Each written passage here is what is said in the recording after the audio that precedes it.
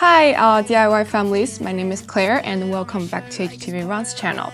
So in this video, we are unlocking some really practical DIY tips together. Save it, watch it, and let's make something fun. So today we're going to be checking out the Auto Heat Press machine settings for various material. I will walk you through the temperature, pressure, as well as the time setting for each material, ensuring your transfers are smooth and flawless. Let's get started.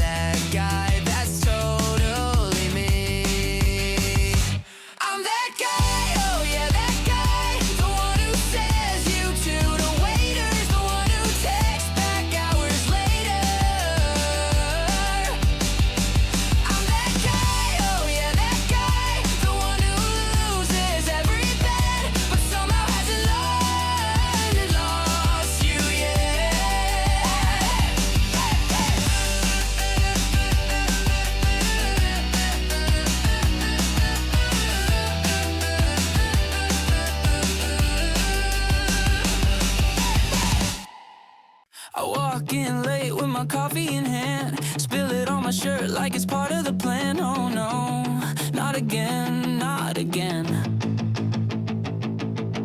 I'm the guy who trips on air, leaves his keys just anywhere. Yeah, that guy who doesn't care.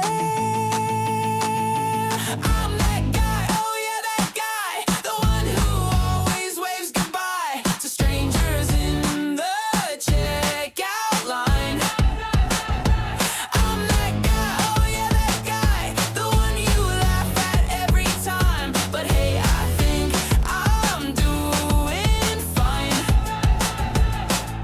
I wear two different socks and call it a trend. Show up to the party not knowing the friend. Oops, wrong door, let's pretend. I'm the guy who sings off key, orders fries and spills the tea. Yeah, that guy, that's totally me. I'm that guy, oh yeah, that guy, the one who says you to waiters, the one who texts back hours later.